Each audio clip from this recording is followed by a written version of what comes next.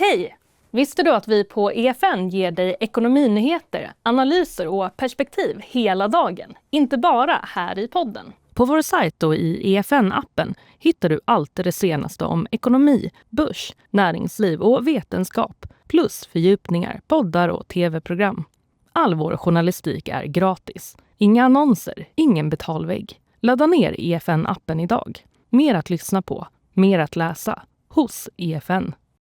Ett jävla solsken blev en av det sena 10-talets mest uppmärksammade fackböcker. Fatima Bremmers biografi om journalisten och författaren Ester Blenda Nordström, direktörsdottern som i början av förra seklet wallraffade som piga och därmed förändrade svensk journalistik. Det här är en rafflande läsning som återupprättar inte bara Nordström som en central gestalt i svensk litteratur- och presshistoria, utan skildrar hennes radikala arbetsmetoder, frihetslängtan och kamp mot könsnormer. Och utan att blinka placerade Siktredaktionen Ett jävla solsken på listan över seklets bästa svenska sakprosaböcker. Det här är Siktpodd.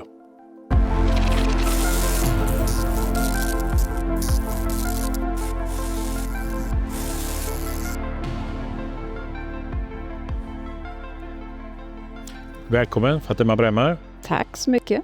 Det har gått nästan 10 år sedan Ett jävla solsken kom ut. En braksuccé. Var du beredd? Absolut inte. Nej, jag var chockad, för att använda ett starkt ord, över mottagandet. Varför det? För att det var relativt svårt att sälja in idén och berättelsen om henne. Jag fick höra sådär att en kvinna som levde för över 100 år sedan som ingen känner till, liksom, hur ska vi kunna sälja böcker på det och sådär. Så gick ju tongångarna då. Det har ju hänt faktiskt en del sedan dess, tack och lov.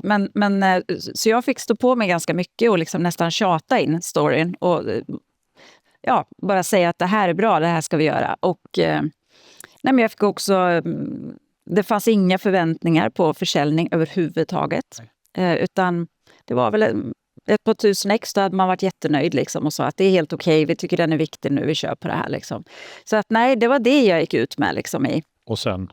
Ja, och sen en jävla solskenshistoria. Ja, verkligen. Var det då. Nu är du på listan över den bästa svenska sakprosa fackböcker också. Det känns ju väldigt fint att få vara med där, verkligen. Berätta. Hur kom du först i kontakt med Ester Blenda Nordström? Jag var 20 år och pluggade journalistik på en folkhögskola. Och där hade lärarna den goda smaken, höll jag på att säga. De hade med henne i undervisningsmaterialet, vilket jag har förstått när jag sen gjorde boken inte alls var givet, vare sig på JMK eller JH eller sådär. Men där var hon given och vi fick då lära oss att det var en av Sveriges första riktigt grävande journalister. Eller den första kan man ju säga, som gjorde en metod av det. Och fick läsa en del ur boken En piga bland pigor. Och jag minns att jag blev lite knockad redan då av tilltalet, av språklusten men också att föra in det i socialreportaget som jag brann för väldigt mycket som tidig journalist och fortfarande engagerad i. Men sen var det också bristen på liksom kvinnliga förebilder inom journalistiken. Jag hade ju några stycken, Stina Dabrowski och sådär, men det fanns inte så många och där kom hon och klev fram. Och fanns i historien. Och fanns, ja, precis. Så att där tog hon en liten plats i mitt liv, kan man säga. Sen var jag ju 20 år, så att det har ju hänt väldigt mycket sen dess. Men så hennes namn dykt upp så här någon gång då. Så tänkte just det är ju hon, liksom, spännande. Sen när hennes böcker började återutges, 2012 kanske något sånt. Då läste jag om, alltså hela boken. Och kände bara att, wow. Och vi sålde då in, för då hade jag ganska nyss börjat frilansa, och så sålde jag in ett långreportage om henne. Och då när jag började läsa på om henne ordentligt så insåg jag att det finns ingen biografi om den här kvinnan. Och hon gjorde ju långt mer än bara wallraffa som metod då, om vi nu ska använda det namnet, vilket ju egentligen blir fel här. Men Men var före Wallraff. det var väldigt långt före. Ja. Att som journalist ge sig in i en verksamhet, inte avslöja att man är journalist. Precis, under någon slags förklädnad. Ja. Hennes liv bestod av så mycket mer. Hon var äventyrare, hon förändrade barn- och ungdomslitteraturen i Sverige. Alltså, jag bågnade nästan inför det här att har ingen skrivit hennes liv? Och du tänkte, nu ska jag göra det? Ja, så tänkte jag. Och satte igång med det? Ja. Alltså, du är ju journalist, du känner igen ett scoop. Kan man säga att du kände det här folk måste få reda på det här? Absolut. Jag har jobbat som redaktör sen jag var i dryga 20-årsåldern och har valt ut liksom historierna som folk ska läsa och vill läsa om. Och jag hade ju det här i magen att det här är absolut en miss liksom i svensk historia. Och den här kvinnan kommer och... Jag kände ju det, att folk kommer väl reagera likadant som jag gör. Hur kan man inte göra det? Ja. Så kände jag. Så jag var liksom nästan lite stridsberedd när boken kom ut, eftersom jag då hade i ryggen att men det är nog ingen som kommer liksom bry sig om det här så himla mycket. Så jag kände att nu ska jag ut och agitera här för henne och för liksom, det hon har gjort och sådär och bidragit med. Och, tidig journalist, hon Wallraff, hon skrev boken, hon skrev boken om liv som piga. Vi ger exempel på det här vad hon gjorde. 1914 pratar vi om här. Du jobbar, Ester Blenda Nordström, på Svenska Dagbladet. Hon har en signatur, hon skriver under signaturen Banzai. Bland annat. Hon skriver reportage, krönikor. Hon blir ju känd för att vara frispråkig, djärv. Och så gör hon det som ingen egentligen förväntar sig då. Vad är det hon gör? Hon var ju en person som hade väldigt svårt att sitta stilla. Hon ville hela tiden göra saker och hon var lite gränslös i sin personlighet och redo att göra saker som kanske inte andra skulle kunna tänka sig. Och journalistiken var i en förändringsfas för den här perioden och redaktörerna ville hela tiden ta ett steg längre och förnya och experimentera. Och där någonstans, vi vet inte exakt hur det har gått till, om det är hon som har sagt det eller redaktören, men när sommaren närmar sig och hon säger att jag vet inte alls vad jag ska hitta på, då uppstår den här idén. För det är en stor debatt som pågår i Sverige vid den här tiden. Varför vill inte längre unga svenska flickor bli pigor? Och man undrade verkligen uppriktigt varför. De behövdes ju där ute och varför drog de sig till städerna? Varför utvandrar de? Och då utnyttjade hon det faktum att hon var en tidig kvinnlig journalist och då kunde klä ut sig till piga. Hon var delvis uppvuxen på landet och tyckte om att vara bland drängar och pigor och sådär som barn. Så hon hade lätt att gå in i den förklädnaden. Och ju absolut inte en piga. Definitivt inte. Så hon fick läsa på, hon förberedde sig ordentligt tillsammans med sin mentor och vän Elin Wägner och hennes väldigt berömda hushållerska Linnea. Och hon satt med Linnea och intervjuade henne om hur hon skulle prata och hur hon skulle föra sig och sådär. Linnea tyckte det var en usel idé, men det blev ju som det blev. Jag tänkte be dig läsa en liten bit, ganska tidigt i boken. Och kanske ge oss förutsättningarna lite. Hon ska göra ett undersökande reportage om hur det är att vara piga. Hon låtsas vara piga. Precis. Det blir som ett inlägg då i den här pågående pigdebatten. Och hon bestämmer sig för att göra det på ett sätt som ingen annan har gjort tidigare. Genom att då ta anställning på en gård. Hon går under sitt riktiga namn. Men ingen vet ju vem hon är där så att säga. Och hon kommer ju så att säga utklädd som piga dit. Har förstört sina händer genom att göra rent en motor. För man kan inte ha fina direktörsdotters händer när man ska arbeta som piga. Och hon var motorintresserad, körde motorcykel och såna saker. Så att hon såg till att få skrubbsår och se skit ut under naglar. Och sen läsa på och förbereda sig då. Och så trodde hon att det här ska gå i mål. Det här är från sidan 22 där, klamrat lite där. Då ska vi se. Ja, just det. Och då kommer vi in i pigkammaren som hon delar med just den andra pigan då. Ja, men då sätter jag igång. Soffan som Sigrid och Ester delar i pigkammaren är smal och knakar högt vid minsta rörelse. Men de unga kvinnornas sömn är tung och djup. De vaknar nästa morgon i ett hav av fjäderbolstrar, vaddtäcken och fårskinnsfällar. Överlakan och örngott, som tjänsteflickorna alltid bäddar Esters säng hemma i Stockholm, finns inte. Det är först nu hon ser ohyran. De svarta prickarna på underlakanet och de stora lössen som kryper omkring i soffan. Men sånt får man inte fästa sig vid, informerar Sigrid, som även visar sig ha håret fullt av dem. En vägglus, det är väl ingenting, och en huvudlus kan väl råka till att ha, men 2 hundar nu för loppor, en kan aldrig ta dem och en vet aldrig var den har dem. Hon är redan uppe och lever runt med håret hängande rufsigt ner på axlarna. Det är enkelt möblerat i det lilla rummet. En byrå med spegel ovanpå, en stol, ett buckligt bläckhandfat med tillhörande grynig såpa i brunaktig ton. I fönstret hänger en rullgardin med brokigt mönster i brunt, rött och olika nyanser av blått. På byrån, så synligt som möjligt, har Ester ställt upp ett porträtt av Bernhard, hennes falska fästman.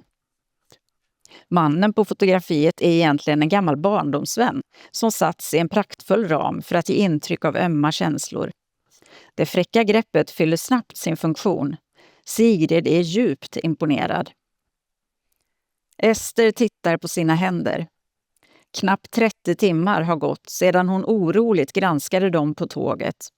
Nu är de krokiga, svullna och fyllda med små svidande sår som inte kommer läka under resten av hennes tid på gården. Hon knyter på sig chaletten och förklädet igen. Korna väntar i ladugården. Ja, så var det. Så var det. Ja. Vad var det som gjorde att de sökte sig till de här miljöerna? Dels så hade hon ju en journalistisk intuition redan från start, och hon var intresserad av människor och miljöer. Det var en fascination hon hade och livet ut, att ta sig in i olika typer av folkgrupper och försöka bli en av dem eller förstå dem och berätta om dem sen då i journalistisk form. Ofta socialt utsatta, som hon ville visa samhället då hur de behandlades och hur de levde och deras villkor. Men det fanns väldigt tidigt just en journalistisk intuition att hitta rätt ämnen, de brännande frågorna för tiden då som hon levde i. Men sen var hon ju som sagt väldigt ung. Begreppet konsekvensneutralitet som man använder idag inom journalistiken existerade ju så att säga inte.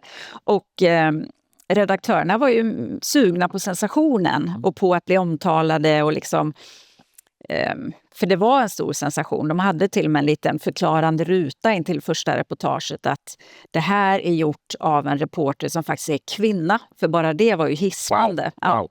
Vilken grej. Så de gick in med en liten redaktörs ruta mitt i, och det var ju också, sa ju någonting om digniteten på det här och vad man förväntar sig. Och det var ju hon som utförde den typen av grepp som ingen annan kanske ville ta i. Rättspatos, var fick hon det ifrån? Hon hade inte behövt ha det. Hon växte upp rikt och möget och kunnat kul, va? Absolut, och det hade hon ju haft också. De höll ju på mycket med motorfordon. Hennes pappa fotograferade, hon gillade teknik och hade absolut roat sig och haft en bra uppväxt. Men hennes mamma var piga från början, och hennes pappa var också en ganska enkel bondson som hade kommit upp sig, för han var street smart och väldigt lik Ester Blenda när jag har tittat på de här två föräldrarna, och så det är väldigt påtagligt. Han är också en sån här social stjärna som även hon var, en speciell dragningskraft och sådär. Så han kom upp sig i Stockholm och tjänade massa pengar, men det låg ju ändå väldigt nära det här gamla fattiga livet. Och det är klart att det fick hon ju höra genom sin mamma hela tiden. Man skulle spara och inte ha en massa klänningar i onödan. Och sen hade de en gård på landet som de pendlade till, och men där gillade hon att hänga med de enkla pigorna och drängarna. Och just för att man tyckte väl att hon var jobbig i salongerna, helt enkelt. Hon var ju inte som en flicka skulle vara. Hon var skitig och hon ville hitta på dumheter och testa saker som var farliga och kunde aldrig sitta still. Hon sprang runt. Hon var jobbig. Ja. Och därut fick hon vara jobbig. Vi talar om förra sekelskiftet. Precis. Och ännu tidigare. Vad var det viktigaste för dig att berätta om henne? Att hon fanns. Faktiskt. Det var ju den basala nivån som jag utgick ifrån. För jag förstod ju när jag pratade och testade lite bland vänner och bekanta som också var journalister. Ingen visste ju vem hon var. Och då blev jag upprörd faktiskt och kände att men här är ju en sån uppenbar miss i vår historieskrivning. Hade hon varit man så vågar jag påstå att det funnits flera biografier om henne med det som hon då gjorde. Filmer kanske? Ja, det också, precis. Det blev filmer av hennes böcker och sådär, men inte om henne själv. Nej, men absolut, visst hade det funnits det. Och, så för mig var det viktiga att tala om att hon fanns. Och jag förstod ju att med hennes komplicerade person och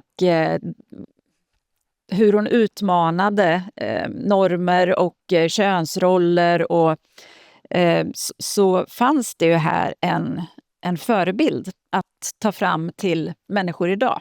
Och det är ju det som jag tror har gjort att boken har fått sån...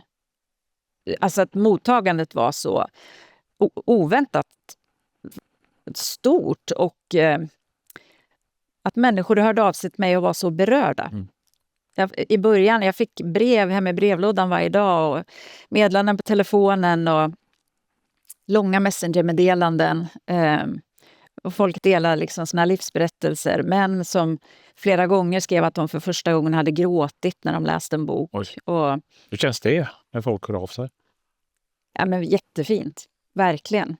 För det är ju precis det jag vill som journalist. Det är ju att upplysa och berätta om någonting som jag tycker folk ska veta om. Och då har jag uppenbarligen ändå hittat sättet att nå fram. I alla fall då till de som hör av sig till mig. Och de som väljer att köpa boken. Och det känns ju jättefint. Och även i översatt form. Amerikanska läsare. Stort förlag. Alltså, känns det måste kännas speciellt det där. Ja. Nej, men det var ju som att kliva in i en torktumlare. Och knappt har kommit ut än alltså. Ja, för det pågår. Ja, boken har blivit pjäser och det har ju varit många vändor med så här filminspelningsidéer och jag var med och gjorde en stor utställning om henne som har visats på flera håll i Sverige och sådär. Så att det blev en härlig cirkus av det hela och det var lite som, och det gillar jag ju som journalist, att hon steppar fram. Och liksom tog över showen igen. Och syntes ju överallt, liksom, i bokhandlarnas skyltfönster. Och plötsligt var hon överallt. Och det var jättehärligt, för det var ju hennes berättelse och ganska mycket med hennes egna ord som jag ville föra fram. Verkligen. Tidig journalist, jobbar med metoder som man även idag ska säga är kontroversiella. Alltså att inte berätta vad man har för syften. Kanske spela en roll för att avslöja saker även om syftet är gott och målet är ambitiöst och sådär. Alltså vad blev reaktionerna när hon trädde in i de här miljöerna, särskilt när hon spelade piga då? När det gick upp för dem? Ja, men hon hamnade ju i trubbel. Och det blev den här gården, trots att man hade försökt att anonymisera, så ganska snabbt så blev ju den här gården utpekad av grannar och andra som förstod att det var dem. Och det föll stor skam över alla då i den familjen. De skämdes och det slutade med att de flyttade och sålde gården. Jag har suttit med barnbarnen till den här bonden och pratat med dem. Och de har intygat visserligen att han var lat och försupen och låg på soffan och sådär, precis som hon beskrev. Så det var inte på något sätt att hon hade diktat, men konsekvensen blev ju enorm för den här familjen. Och han ville köpa tillbaka gården hela sitt liv. Han drömde om det och spela på lotto för att kunna göra det. Och Ester Blenda tog otroligt illa vid sig. Ja, gjorde det. Ja. Hon mådde så dåligt. Körde inte bara på och struntade i. Det gjorde hon ju, men det var inte hennes personlighet. Ja. Men det var inte så att hon var oberörd på något vis, utan hon mådde väldigt dåligt för hon kom i den här pigan nära på riktigt och sin husmor och sådär som på gården. Så att hon kände ju verkligen att hon hade lurat dem. Men ganska snabbt ändå ruskade av sig och sen vidare till nästa äventyr. Ja. Och det kunde vara äventyr i Amerika, det kunde vara finska vinterkrig, det kunde vara med René Malais i Kamchatka, Sibirien. Ja, men hon blev ju äventyrare långt sen. allt vi kände till på den tiden. Och det fanns ju bara manliga äventyrare som var berömda och kända i princip. Och då, hon ville ju ut på samma grejer. Det var ju hennes personlighet också. Och det tyckte jag var jättespännande och roligt att få berätta. Och de resor hon företog sig var ju inte av den vanliga sorten. Utan som du säger, det var ju bland björnar i Sibirien. Hon hade en björn hon lekte med liksom varje dag på gatan. Och, ja, men såna här helt knäppa grejer som jag trodde verkligen att ganska mycket var påhittat, att hon var någon typ av mytoman. Innan jag kunde leda allt i bevis, att allt faktiskt hade hänt. Via fotografier och brev och såna här saker. För det var så... Osannolikt. Ja, alltså otrolig liksom, livsberättelse. Och inte bara då hennes gärning utan också hennes person och det hon... de inre strider hon hade då som homosexuell eller bisexuell och skammen hon kände över det. Det var så många lager i historien som det gick inte att motstå den. Hur tänkte du när du skrev och hur förhöll du dig till det faktum att man på den här tiden hade man ju en annan syn på människor i andra miljöer, minoriteter, alltså exotismen som fanns, rasismen. Hur förhåller du dig till det när du skriver henne och hennes ord? Ja, nej, men jag har verkligen försökt att vara neutral och bara framställa det så som det var. Men också ge en bakgrund och en förståelse till varför hon kanske då gjorde som hon gjorde och vilka hon var påverkad av och doktriner och inflytelserika vänner. Och till exempel när hon levde med samerna under ett halvår så tog hon ställning för de samer som ville fortsätta att vara kringresande och inte så att säga börja flytta in till städerna. Men det fanns en helt annan falang som var oerhört kritisk till att man fick betala skatt men ändå inte hade normala rättigheter som alla andra människor. Så att det var jättekomplicerat egentligen, en stor konflikt. Men hon fick ju svenska folket att dels upptäcka samerna som folkslag och hon framställer dem oerhört ömsint och fint och vackert för hon trivdes verkligen där. Men hon hade ju inte hela bilden klar för sig. Och det har jag försökt säga och berätta. Hon till hade exempel inte hela bilden, men vad menar du med hela bilden klar för sig? Nej, men just det att det fanns andra grupper bland samerna som ju ville någonting helt annat än vad de samer som hon levde med ville. De ville behålla sitt gamla sätt att leva. Man sa då lapp ska vara lapp. Hjalmar Lundbom som egentligen var den som startade hela nästan förföljelsen av samerna på något sätt, men också brydde sig oerhört mycket om dem och mådde dåligt över vad han hade gjort. Han var grundaren av Kiruna då och LKABs grundare. Och Ester Blenda var nära vän med honom. Han var förälskad i henne under väldigt lång tid. Och hon reste upp där och bodde med honom och skrev om samerna. Men det blev ju bara hans åsikter så att säga, som hon tog över. Ja. Och jag tror inte alls att hon förstod att det fanns andra där ute. Så det kom ju motböcker i vad hon än gjorde nästan. Bonden skrev motbok, här skrevs en motbok och så. Så hon hamnade i de här konflikterna hela tiden. Så hon var ganska aningslös men ändå väldigt duktig på att just sätta fingret på brännande frågor liksom i tiden. Jag tänker på det sättet som du skriver och som du har uppenbarligen utgått från ett enormt material. Detaljrikedomen här är ju, det är inte bara jag som tycker, det är imponerande. Trovärdigt imponerande. Skriver, levandegör. Det är smuts, det är smaker, det är dofter. Hur går du tillväga? Det tar tid. Man måste nog vara lite knäpp, tror jag. Men jag älskar ju själv detaljer för jag tycker att det bygger ju en känsla och en förståelse och man tas till situationen, platsen, personen.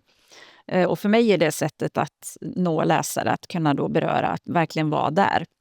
Och då krävs det väldigt mycket research. Ja. Så jag sitter och detaljstuderar fotografier. Ester Blenda hade ju lämnat efter sig 900 fotografier ungefär. Som jag har suttit med förstoringsglas för att då kunna återge just så här detaljer på gardiner och på kläder. För jag har inte liksom hittat på sådana saker utan allt det är ju korrekt. Så det tar tid. Du sitter med förstoringsglaset. Ja, visst. Det där verkar vara rutigt. Det verkar vara en väv i den där duken. Ja. Och sen skriver du det vid sidan om och sen så tar du med det någonstans. Men hur hanterar du allt det där jättematerialet? Ja, säg det. För det är ju en levande historia. Ja, men det Till processas exempel fram. Det är på mina något sätt... döttrar har ju läst dina alla böcker med stort behag. Men nu berättar just om hur man levande gör historien och den historiska ramen och det som finns runt omkring. Men jag tror ju att det är sättet att just nå människor idag och få dem intresserade av vår historia. Att förklara relevansen. Det är ju mitt journalistiska liksom, min vilja i det. Och man måste ju jobba för att fånga folk. Och det har jag vetat länge liksom, som har jobbat med det här i många, många år. Och det är inte bara att, tänker jag. Utan jag ville dels fånga hennes egna sätt att skriva. Det är mycket hennes egna ord och mycket citat ur brev och så, för hon var ju så rolig och dråplig. Så det ville jag verkligen skulle vara att man skulle ha hennes röst med sig. Det hör man ju. Ja, och Witty. Ja, det var verkligen viktigt för mig också. Och sen när jag grundade på hur jag skulle skriva den och sådär, så dels bara utgick jag från mig själv. Vad tycker jag är roligt att läsa? Ja. Vad fångar mitt intresse? Jag har inte en knastertorr biografi om... Jag läser ju sån också, men vill jag komma nära och vill jag känna något här inne och börja tänka, då måste man jobba mycket mer med materialet. Så utifrån alla då källor som kan vara tidningsartiklar, brev, fotografier, memoarer, minnesböcker, filmer, allt möjligt då, så sitter jag och lägger ut allt detta period för period eller situation för situation. Och så en scen i den här boken kan ju innehålla i alla fall 20 källor. Oj. Och inte räknat i timmar, men i år då. Hur lång tid tog det att göra den här boken, Ett jävla sol? Jag jobbade inte riktigt heltid med den, för jag var tvungen att försörja mig på annat. Men 5 år tog det ungefär. Wow. Och det tog nästa också, så att uppenbarligen är det så... det är den tiden det tar, och det förstod jag efterhand. Jag hade ju aldrig skrivit en biografi innan. Så jag, ett par år in i processen så började jag förstå att okej, det här kommer ta tid. Och man har ju också ett ansvar när man har tagit på sig det här att berätta om en annan människas liv. Då känner jag också som journalist att det här måste banne mig stämma. Liksom. Måste vara rätt. Jag kan inte sitta och gissa saker. Ja, men så ungefär så jobbar jag. Sen är det ett annat lager i det här också som är jätteviktigt för mig. Jag vill ju nå läsare som inte redan är upplysta och välutbildade och kanske har lätt till att ta och köpa böcker ändå. Utan jag vill ju nå brett. Jag kommer själv från en arbetarklassbakgrund och föräldrar som var i alla fall när jag var liten outbildade. Min mamma gjorde det som vuxen sen. Men, och jag vill att alla ska kunna läsa oavsett liksom socioekonomisk bakgrund. Även om du inte riktigt kanske är 100% svensk i språket, men att du ändå ska kunna ta till det och läsa. Så det har varit jätteviktigt för mig att den här boken ska kunna nå väldigt brett i sitt tilltal och dramaturgiskt upplägg och sådär. Så det är därför jag har jobbat mycket på just det. Och det har snart gått 10 år och idag för det vet jag, att väldigt många fler vet vem Ester Lennna Nordström är.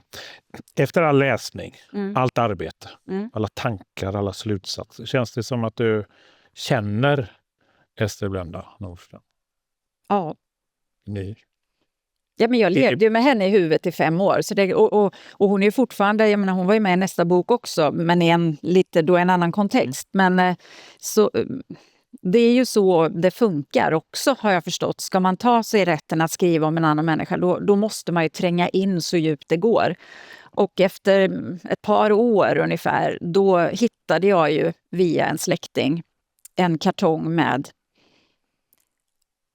kanske tusentals brev, i alla fall många 100 skrivna av henne till då hennes bror och hans fru som hon stod väldigt nära. Och det blev ju nästan som en dagbok för hela hennes vuxna liv. Och det var på en sån, apropå detaljer, en sån detaljnivå, så jag visste ju till och med vilken typ av underkläder hon tyckte om att bära, vilket porslin hon åt på, att det var liksom grön Anna. Jag visste allt om henne. Gillar du henne? Är ni vänner? Är ni goda vänner? Ja, det tror jag faktiskt att vi är.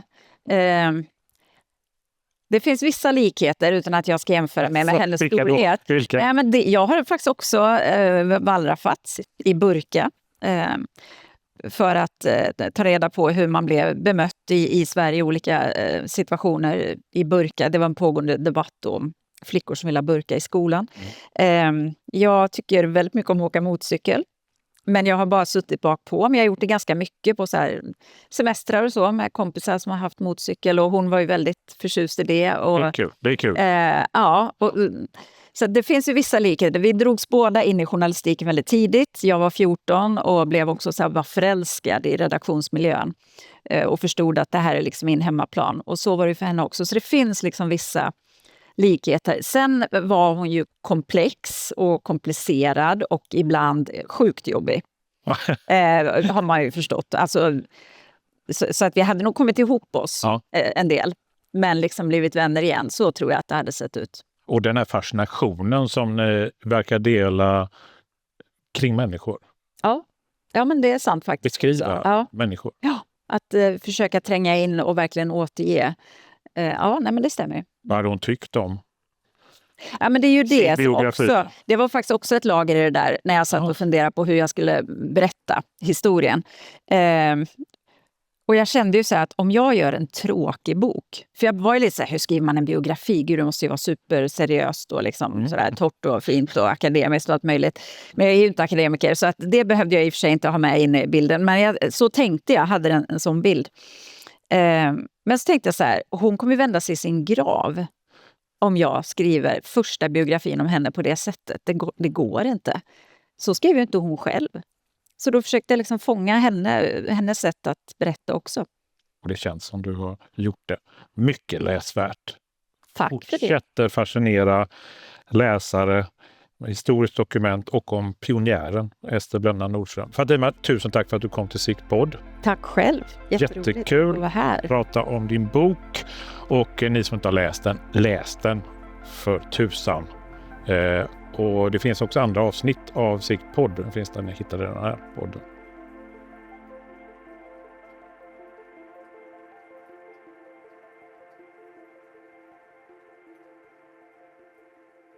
Hej! Du vet väl om att vi på EFN ger dig ekonominyheter hela dagen, inte bara här i podden. Om du vill förstå vad som händer bakom rubrikerna är Finansmagasinet för dig. Här hittar du aktuella berättelser, skarpa perspektiv och förklaringar om börs, finans, näringsliv och ekonomisk vetenskap från några av Sveriges bästa skribenter.